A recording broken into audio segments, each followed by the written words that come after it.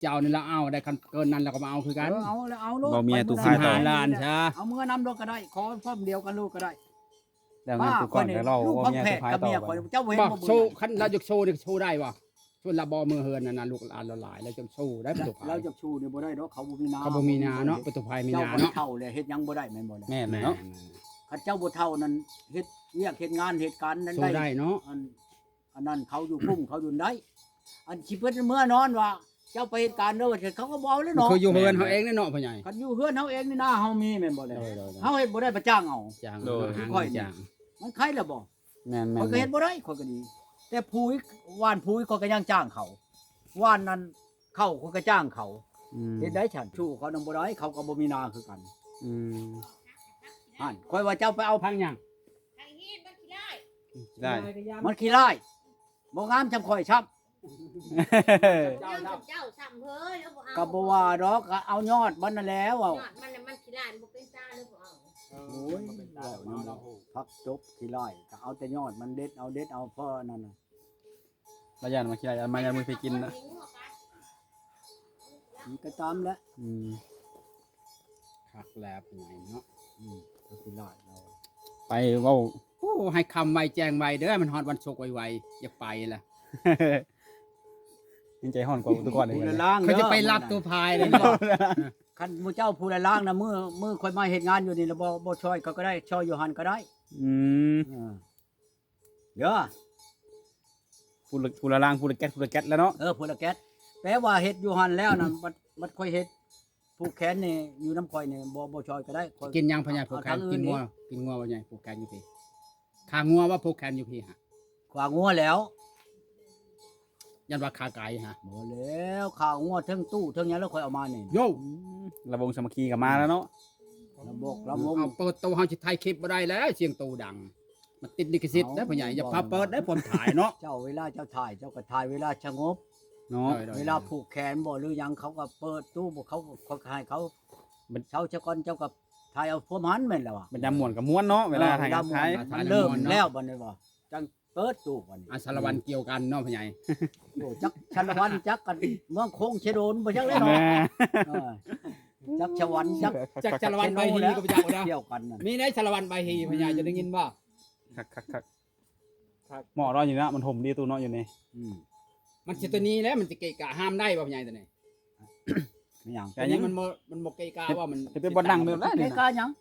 ถามไปเลยคงบ่แม่น บ่นั่งกินเนาะนี่เนาะ ได้ผังเงินบ่ค่อยตั้งใช้อันนั้นเมียนเอา อืม สิหามไปใช้ก็ได้แล้วนี่ มื้อ นะ นี้วันคาน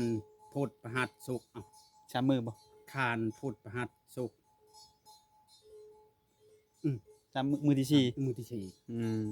บ่ได้โดนได้พ่อใหญ่เอ้ยหายใจบ่ทั่วท้อง บอก ไวนี่ ได้มือได้ยามเด้อตู้เนาะมือหัวยามไปได้อันมือหัวยามมาเลย เฮาสิมาทางนี้บ่ไปทางนั้นไก่ทานนี่เด้อ ลาบเลย ลาบแล้วบ่ไหว น้อยนี่ไก่กว่า ไก่นี่กู อันนี้เอาบ่ยังบ่เชื่อ โอ้คนละรถ เจ้าไป 60 70 ช่องมัน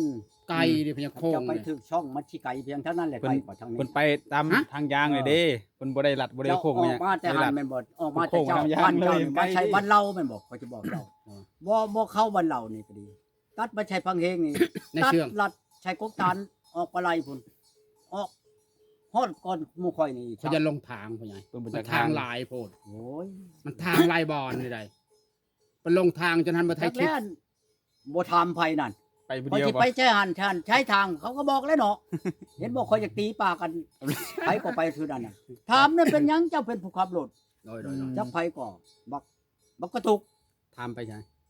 ถามทางไปนั่นแหละบ่สิไปบ่ถามเขาไปเลยไปไกลนั่น โอ้ย ไปตะแขกนี่ชีแวนลงไปอันบ้านประดำเข้าฮอดตะแขกพุ่นฮอดหลักสองพุ่นตลาดหลักสองพุ่นแม่นหยังอันนี้ตลาดเขาว่านี่บ่จักฮอดตลาดโตไปน่ะไปแบบใดจะอยากถามโต คนบ่หรือควายวะโอ้ยเจ้ารู้เอาครับวะก็เอาคักว่ะ คนลึก โลกจะหลุดนั่นย่างเอารถโตจังสิไปผู้เดียวจังสิถามไปว่ะโยนิดช่วยม้อยมื้อนั้นอืม ไปบ่จากทางบ่ถามคนเนาะ เอาโตบ่จักก็ถามคนแล้วคือเจ้าเว้านั่นแหละเจ้าไปมื้อนั้น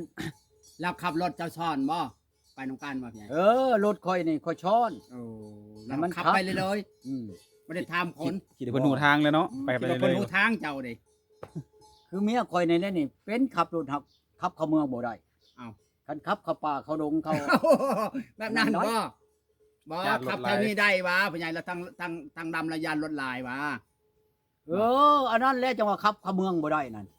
คันขับเข้าป่านั่นได้ขับบ่มีรถไผนั่น ครับเป็นแต่เราผู้เดียวเนาะ เออ แต่ว่าขับรถเป็นอยู่แต่บ่แชมป์ไว้ง่ายกันเนาะ อันนี้ยังว่าเชโนได้นี่ไดคันเข้าชวันนั่นคอยไปบุญทวงเฮือนี่ที่ความทางนี่คอยยังบ่หันอันขับความได้คอยลงบัดนี่คอยลงแต่รถน่ะคอยจูงเอา พอเปิดตาชัญญาณมาเขาบ่เล่นตำดอกเขาว่ารถเฮาเบิดน้ำมันบ่รู้ว่าตาย เอาลูกจูงเอาติ จูงเอาความทางบักหลายนี่แกล้งกึบนี่จนมันหัว ให้มันซาแล้ว มัน จู ว่าง โอ้ยประชาติบ้านนอก เฮาก็จังเล็กนึง เฮา เล็ก บ่ ส ได้ อง อยู่ มัน เมื ก็ อง ปด เฮาอยู่บ้านนอกอยู่บ้านกุดแค่พุ่นเม็ดชะม้อยบักหลายหัวก็จูงรถความทางปาด เขาว่าน้ำมันรถเขาก็หยุดแล้ว อัน เนาะ นี้ล่ะ น้ำมันรถ เขา หมด จะความปลอดภัยของเฮา อันไว้ไปก่อนตัวเนาะเขาจะได้ก็ย่าง หมอ เนาะ เล็งความรถนั้นลังเทื่อก็ป้องรู้แล้ว งาน รถเด้มันวันนี้อยู่ในทางน่ะก็ดี ขึ้นไปมาพ่อใหญ่ฉลาดเลยเนาะ เรือชีวิตเพลงนี่ ขึ้นไปเพิ่นมาเขามาพ่อใหญ่ในฉลาดกว่าหมอเลย นี่มองแล้วปลอดภัย แล้ว ไป ลง ก่อนได้ สุก เฮา เอาเขาว่าน้ำมันหมดเขาก็อภัยให้เนาะ แล้ว เขาเว้นน่าจะรถเข้ากับสโลว์ความเร็วลงและรถเนาะ เขาเห็นเราสุกเนาะ เห็นบ่จีนเข้ามา เขาขายอันเครื่องที่ยานเห็นบ่เกิดความทางได้นั่นมาบ อืม เขาบ่หันต่ำได้ที่ยานมันมีอยู่แหละ โดย คือกันกับเจ้ามีรถบ่มีไผเลี้ยวแม่นบ่แหละไปรถนี่บ่มีอยู่ไผเลี้ยวหากเจ้าบ่เปิดได้บัดนี่เวลาเจ้าสิความทางไปนี่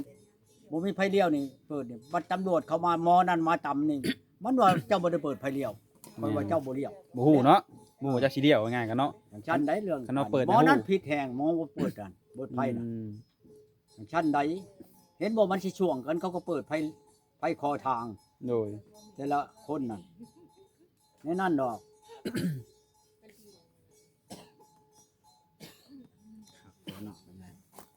ตะกี้ข่อยขับมันเป๊ปซี่แม่นบ่อยู่สวรรค์ ยังแบบ ข่อยเฮียนป้ายนี่ แท็กซี่บ่ เป๊ปซี่อันข่อยลงต รถ ลาด แท็ก นั่น ซี่ว่าแป๊บซี่ ของอัน คนนึกว่าจัง ของเฮือนยามหมอกนี่ เอานี่มันรถแท็กซี่ นี่นั่นแหล้ว ว่าขับแป๊บซี่มัน ข่อยไปชงกล้วยชงหยังให้เมียยามหมอกนี่ทดแทนหมอกนี่อยู่ บ่แม่นรถแท็กซี่รับใช้ส่งคน ไป ส่งคนนำบ่ รถชงคนนั่นแหละ ส่งคนส่งเครื่องเนาะบางคน ส่ ก็ ง ฝาก ชง เครื่อง เครื่องชงคนนั่นแหละ บางคนก็ฝากเครื่องเนาะ ข่อยมีฮอดแปลกมีข่อยขับรถตะกี้เพิ่นสิเว้าอยากข่อยขับรถกัน มันยังเป็กมี แม่นรถตะกี้บ่จักได้เฮาก็ มันยังเป็กมีพ่อใหญ่ ป้าที่บ่จักฮอดแปลกมีบาดนี้ป้าเดี๋ยวนั่งชื่อรถเออ ใบขับขี่เห็นบ่ อันนั้นแหละแปลกมีเขาว่าแปลกมีแหละอันนั่นเจ้าน่ะบ้านนอกขนาดบ่จักแปลกมีนี่ป้าแล้ว จักแล้วนี่ใบขับขี่นี่ก็โหอย่าดอก ไปกับขี่นี่ก็ห้องอะสมัยใหม่ อัน ๆ นี้ นี่ นะ แปลก เขา มี ห้อง บ่ ว่า ตะกี้ หัวผู้หนูไปใหม่บ่จักฮอดแปลกมี อันนี้ก็บ่ฮู้คือกันมันจะคอยเจ้าฮู้ว่าเป็กมี เจ้า เจ้าฮู้ว่าเป็กมี แปลกมีใบ ก็ ขับ บ่ ขี่ ฮู้ใบขับขี่ค่อยฮู้อยู่พ่อใหญ่เอ้ย ป้ายนี่ข่อยรู้จักครูป้ายโลดเจ้าไปเลยแม่นหยังอันนี้เจ้าอ่ะเขาเฮ็ดแม่นหยังอันนี้น่ะข่อยบอกเจ้าโลด ไปเนี่ย ไปนำ เอา ทาง ป้าย บ่ อันโดยหัวทางกันแล้วทางโคดทางชื่อบ่ ป้าย นี่ สัญลั นั่ ก น ษณ์ มี เนาะ นี่ทางไข่ตาหนังตินยังคอยจักเบิดอยู่ตะหน้าพูดเขาเฮ็ดเมียนเลยนี่ เจ้าทาง คนโลดเขาเฮ็ดหยังอันนี้ เป็นจุดๆ คอยสิบอกเจ้าโลดคอยเฮียนครบเบิดไดเอ้ยเรานี่ อยู่ในสนามอยู่ในเชโนนี่ อันผู้เที่ยงกันกับข่อยมื้อนั้นน่ะเราเห็นโนอนข่อยอันขับรถตะกี้ข่อยขับรถอันนั้น3ล้ออยู่ในเชโนนี่ นั่นแหละรถทำดอได้ขี่รถเป๊ปซี่ก็ได้ขี่ได้ขับทุกอย่างเลย ประตูเฮ็ด ฟังบ่อน รถตุกๆนะเข้าห้องรถตุก ก็พ่อใหญ่เห็นพ่อเอง ห้องละแบบเนาะตุกๆช็อกโกแลตเนี่ยเขาเอิ้นหลายอย่างอยู่รถแต่ละคันนี่ ครับมัน ว่าไงประตูเนี่ย รถทัวร์เนาะพ่อใหญ่ ได้ผ่านหมดแล้วประตูในจุดนี้เนาะ ๆปาเถอะรถทัวร์หยังรถอัน อ่ะ ตะกี้รถอันแก้ไม้น่ะนะรถกองบัวตะกี้น่ะของพลังนั่น โอ้นั่นไงครับ ครับ รถวัดเห็นบ่พ่อใหญ่รถวัดเห็นบ่ อุ้มนี่ไปกับข่อยนี่ได้แม่แง่นี่เมืองภูมิเจดีย์นี่ แม่แง่นี่ บ้านม่วงไข่นักกะลาน่ะ โดย นี่รถเบาเอาบักอุ้มเอานี่อยู่ในบักอุ้มตายแล้วยังเมียยังอยู่เดี๋ยวนี้บ้านม่วงไข่เดี๋ยวนี้ขับรถกับอุ้มแก่โปไม้ข่อยอยู่ในลักซี่นี่ โปไม้ของอันผู้แทนหมอกนั่น ขับรถไกลใหม่อีก อ้าวขับรถแก่ไม้แล้วข่อยจะมีแปลกมีน่ะรถกองบัวของพลังตะกี้น่ะ โดย ไป ไปเว้าไปชัง พังวอนะพ่อใหญ่นะมันธรรมดาเนาะ ครับมาทิมอยู่อะไรอันโปไม้ของผู้ข่อยอยู่ในหลักชีนี่ปาดเถอะเดินข่อยนี่ยังหอมไม่แดงไม่ดูมันสิไว้เว้าไปชัง น้ำไม่ขยงเลยอ่ะ 4 เมตรบ่มีถ้าเขาน่ะเขาบ่ต้องการก็ไม่ขยุงมีบ่อึดไม่ขยุงครับแต่ว่าบ่ทันได้ลง ต้องการจะไม่รู้เนาะ ปี85นี่ไม่ขยุงกันเกิดเป็นราคาเข้าใจบ่แล ได้ หากมันก็จับปมือนี่ก็ติดเป็นโลขายเท่านั้นน่ะ แม่เลยเนาะ ไปเว้าไปชังแต่กี้นั่นโอ้ยนี่เด้นี่หนทางลงกันในห้วยนี่ก็มีไม่ขยุงมันไม่ใช้เลยนี่แต่กี้ชับนี่นั่นก็ขายได้นี่ อันนี้เขาก็มาขายเลยนี่มันครับแต่ว่ามันเบิดชกมันแล้วนี่เมียนชื่อๆนี่นี่เป็นบ่แม่นเบิดแล้วไม่ขยุงเลยนี่หักไม่ขยุงเลยนี่เจ้าชื่อว่าหยังอันนี้หันอยู่ในเฮือนข่อยนำบ่หัน ช่วงนั้นมันเป็นราคาเนาะเนาะ ไม่ใช่ไม่กระยุงมันขายเป็นโลก็จะเก่าเนาะเพิ่นสิได้อยู่เป็นล้านบาท อืม แต่ไม่กระยุงในเขตคนยังไดเป็นคอนอยู่ในอันนี้ในที่กบตาลนี่คอนหนึ่ง3 เมตรผลทางยาวมัน บ่พ่อใหญ่ขับรถหันกินเงินเดือนบ่ เอาเขากินเงินเดือนแล้ เดื ว อนเท่าไรตะกี้หัน เดื เดื อ อน น ผู้แทนหมอบเอาเดือนหนึง5,000ปลายหนึงนะ5,000กว่าบาทเอากีบนี่นะ คุ้มอยู่บ่เฮาใช้นี่ รถนั้นรถลาวได้อเป็นจะเพ้อครับชื่อๆได้ ใช่เพิ่นครับ รถ6 คันผู้อยู่ในเฮือนผู้แทนหมอบ รถ6ล้อนะบ่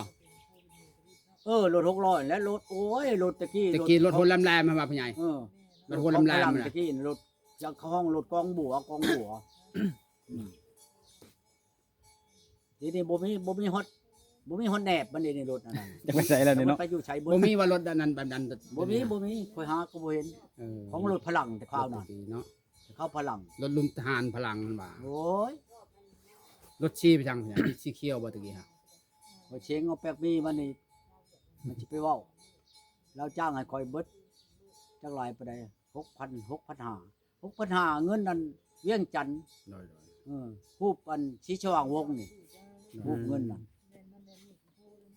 สิเว้า เอา นั่น ตะกี้เนาะ เงินอันเจ้าชี้ชว่างวงนี่ พ่อใหญ่นี่ขับมดเนาะ โอ้ยเจ้าสิเว้าค่อยนั่น ยังน้อยหนึงจะได้ขับยนต์เนาะพ่อใหญ่ คือบางค่อยขึ้นแม่นบ่ลงพระบางเชียงขวางบ่อแก้ว ค่อยไปทั่วเบิดนี่ทางเหนือนี่ต่อแผ่นดินจีนพุ่นค่อยไปนะ ว่าพ่อใหญ่เจ้าเคยขี่อยู่บนยนต์ บ่ได้ขี่จักเทื่อ นึกว่าได้ขี่เป็นทหาร แต่ว่าไปหันไปนี่ค่อยก็บ่ได้ขี่จักเทื่ออยู่นี่บ่ได้ขี่จักเทื่อรถลุงบ่เชลูกค่อยเชอเป็นอันพี่รถลูกเมียเก่าค่อยอยู่อันละหาน้ำนี่เมื่อกี้นั่นอยู่ในสวรรค์นี่พันโทพุ่น ลูกคอยเอาละหาน้ำนี่ได้2 คนได้แต่ชาวคนนี้กับบักน้อยอยู่ในอยู่สวรรค์นี่ อืม มันวางเดี๋ยวนี้ชะม้อยเดี๋ยวนี้แต่เก่าเบิดขับขึ้นไปนี่วิระนี่บักลูกคอยน่ะครับขึ้นไปนี่แหละเอาอันคำประชงอยู่อันศูนย์กลางพุ่น อืม เดี๋ยวนี้บ่เห็นรถมันเที่ยวกับแต่เก่ามาฮอดนี่ล่ะมันโทรโลดเห็นหยังพ่อมันว่าโลดเขาแพงคือหยังนี่กินดองคอยอันเมียใดก็เขาก็มาช่องไอ้น้องเขามาบ่ได้มาแต่เมียนั่นแหละเมียชุมันบ่มาเมียข่อยน่ะถ้าลูกข่อยน่ะมาเบิดโคตรอีกคุณมีน่ะไปยามมื้อใดก็ได้ อืม สิเว้าไปจังไปเห็นข่อยกำดำอยู่โอ้ยดึงแก่เข้าห้องน้ำอาบเพื่อชี้ไข่ให้ข่อยคักคือหยังนี่ลูกผู้นั้นอีเป็นยิงน่ะ โดย สิเว้าไปจังคันบ่เอาลูกเอาเมียอยากไปอยู่หั่นก็ไปอยากกินหยังมันให้ช่างโลดคุณเมนั่นเป็นนายครู อืม อยู่บ้านดอนนี่บ้านดอนมาไหลนี่ โดย ชาวคนนี้เอาผัวกาทานหมอเลิงอยู่อันนี้บ้านนั้นอันนี้นะ ผัวเราเด็กคนนั้นน้องบกนี่ โดย ทานหมอเฮ้ยนี่ชำนาญยังมีห้องขี่ได้ชาวคนมีห้องขี่คันหนึ่ง โอ้ อยู่ด่านเลี้ยงหมูอยู่หมูพันนี่เป็นร้อยเป็นพันครับบ่แม่นเราเองลูกเลี้ยงผู้อื่นผู้ได้เลี้ยงผมมีเงินเดือนเงินดาวให้เขาเลยชีวิตยังคอยไปแล้วก็ว่าจะฮอดเทือนแล้วก็แต่งคณะมาขาบอยู่แล้วถูกจักความคือไปจังนี่ อืม ใส่ตีนขาบนี่ก็ตี ดี๋ยวมึงกำดำมุมเมาแล้วโอ้โหยดึงแก่เข้าห้องน้ำอาบน้ำชะบูชะมัดทุก บทบัตร ดู บท ว่า บัตร ยา ดี นะ เนาะ คุณมีกูฮ้อนกูกันอันนั้นแหละกูแฉบบนมึงหุบนั่นบ่พอเจ้าจะไปเฮ็ดชมกระปกแถมมันเอาแล้ว โอ้ไปแล้วบ่โยมันว่าลูกเช้าอันนั้นลูกชายอยู่สวรรค์นี่ ประตูได้เมียคนนี้มาอยู่น้ำเป็นอะไรโอเคดีบ่ พอไปพอมาหั่นแหละก็บ่ทันได้ว่าใดๆ เอ แต่ว่า อ ธรรมดาของว่ากับในอาทิตย์หนึงซื่อๆเนาะท่านได้ฮู้จักฮู้ใจกันยังดอก อ่ะพ่อใหญ่ โด แต่ว่าย เรื่องอันนั่นนี่น่ะก็ธรรมดาเรียกงานกันช่างก็ธรรมดาบ้านเมืองนี่แหละ โดย ก็บ่ว่าดุก็ว่าบ่แม่นว่าขี้ข้าน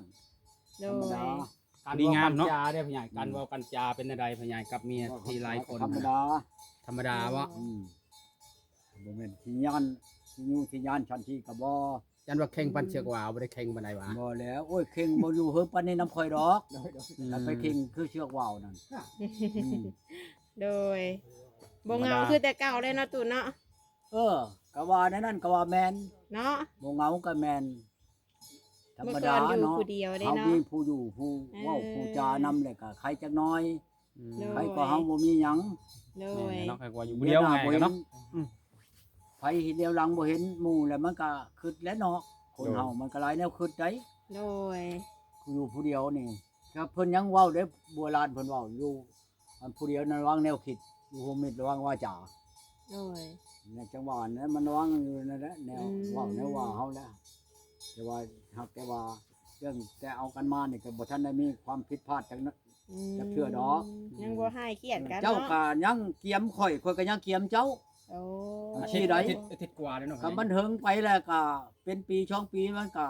บางเทื่อมันก็สิมีแนวผิด โดยว่าบ่ อัน ได้ นี้ก็ผิดก็ แต่ลินกับ ผิดก็ยังบ่หันเว้าเพิ่นบ่ เนาะพ่อใหญ่ ผิดนี่ก็ผิดนํเทื่อเบอร์นํที่ก็ยังบ่หันเว้ากัน โดย คันมันอยู่นํกันเพื่อไหลใครติดรู้จักเอาโล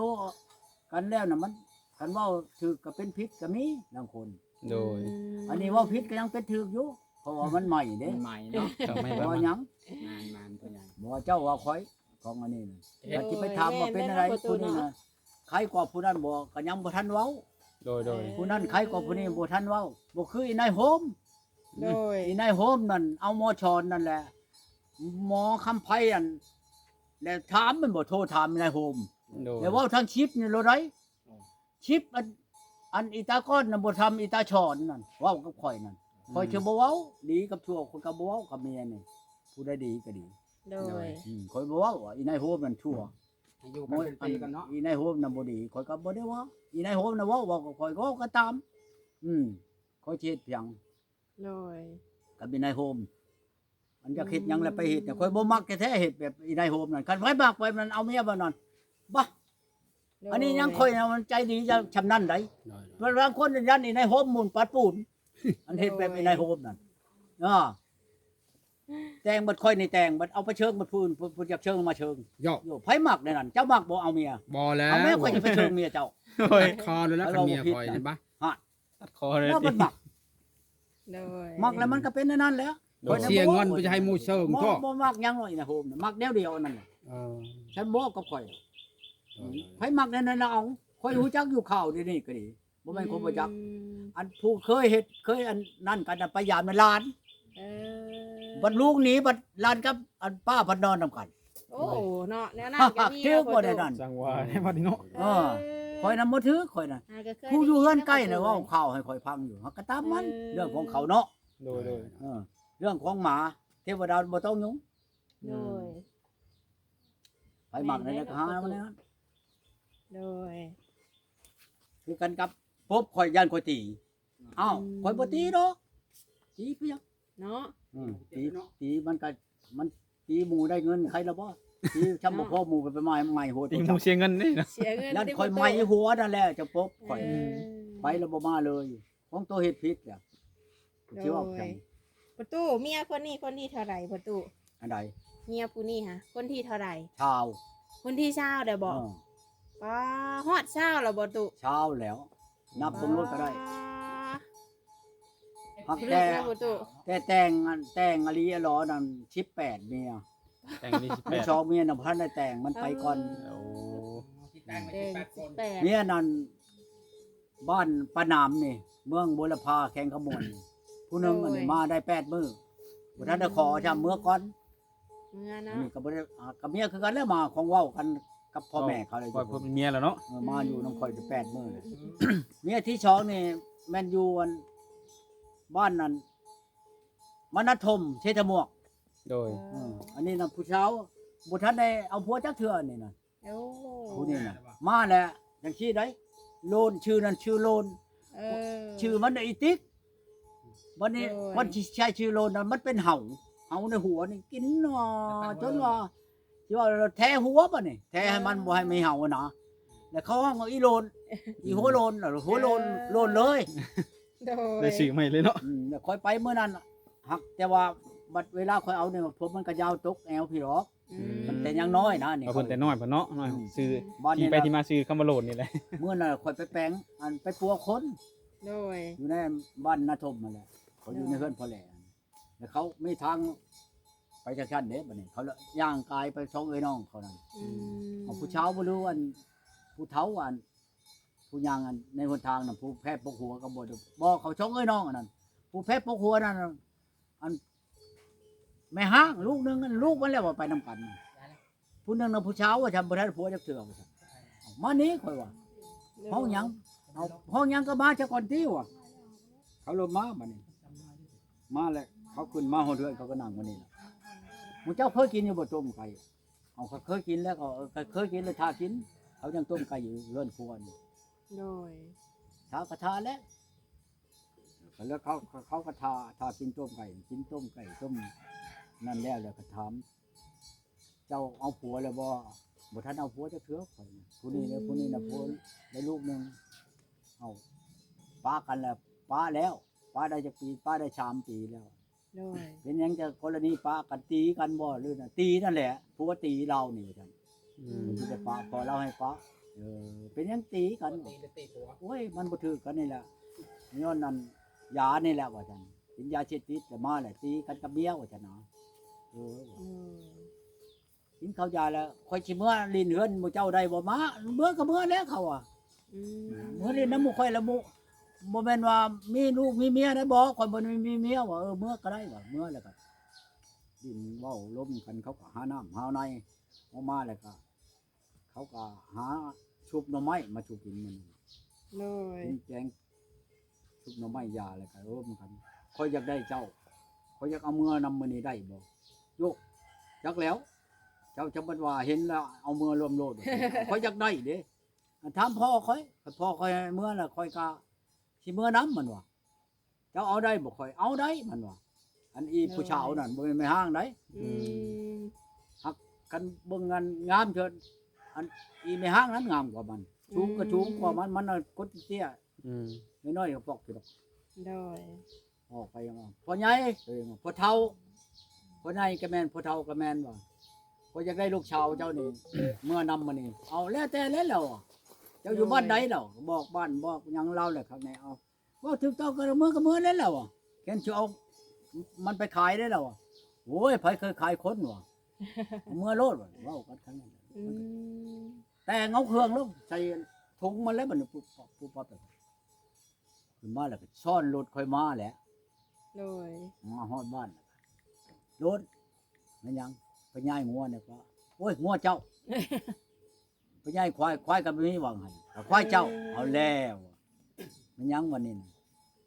พักกันก็ช้ำกันกับนี่นะว่าน้องไปแม่ไปเอาพักแวนก็หลายนะหั่นน่ะอีนายนี่เราบ่เอา เราไปเอาแล้วงามบ่ ฮะ อันนี้นี่ในกุ๊กเผานี่ก็มีนี่สิแป้วนี่กุ๊กเผาน่ะก็หลายสิแป้ว